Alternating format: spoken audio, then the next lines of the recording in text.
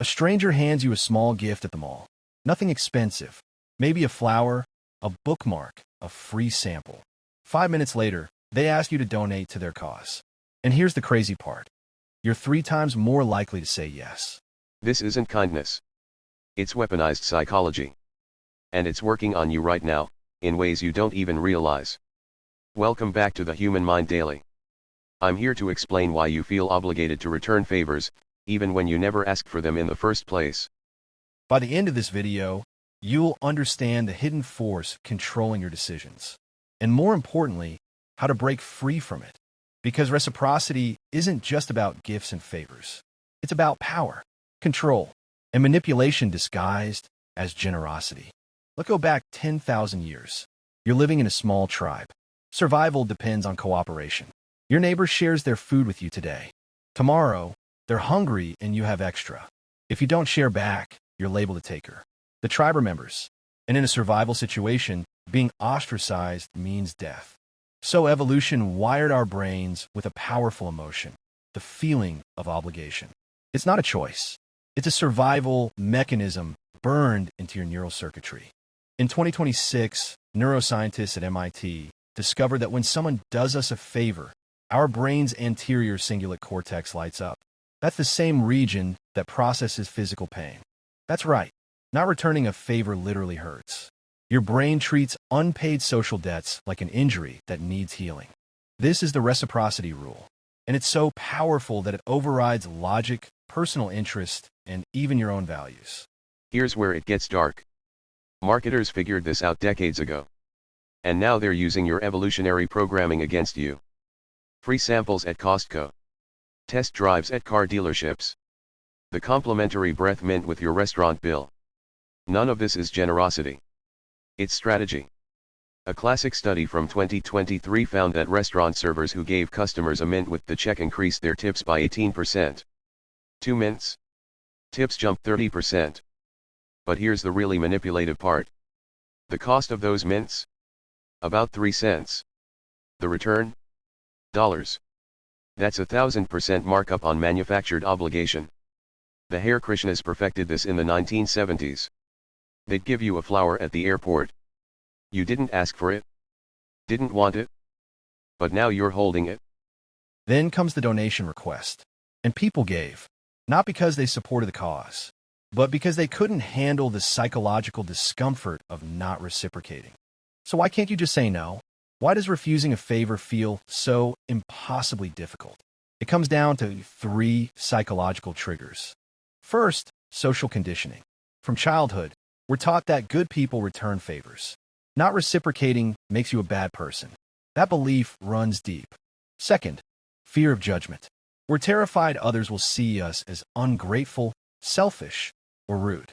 In a world where reputation is everything, this fear is paralyzing. Third, the unequal exchange principle. When someone gives us something, we feel compelled to give back something of equal or greater value. It's automatic. Here's where manipulators get clever. They give you something small and worthless, but frame it as if they've made a huge sacrifice.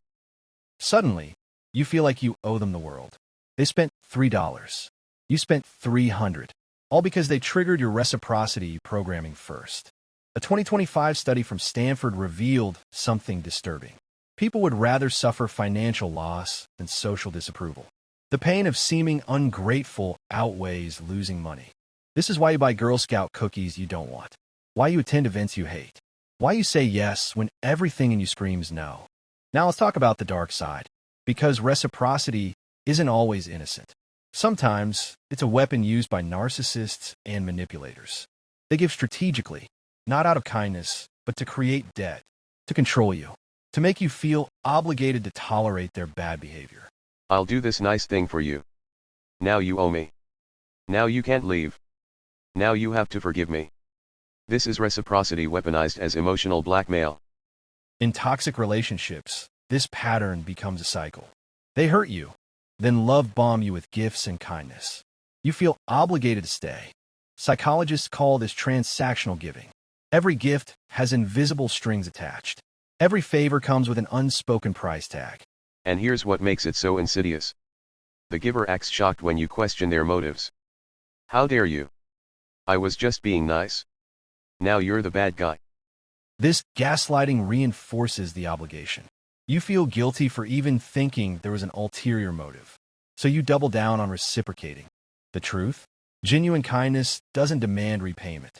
Real generosity has no strings. If someone's keeping score, it was never a gift. It was an investment in your compliance. So how do you break free without becoming a heartless jerk? First, recognize the difference between healthy reciprocity and manipulation. Healthy reciprocity is mutual, balanced, and freely given. Both parties benefit. Nobody's keeping score. There's no pressure or guilt. Manipulative reciprocity is one-sided, pressured, and conditional. One person gives to create obligation. The balance is always off. And you feel trapped. Second strategy, establish boundaries early.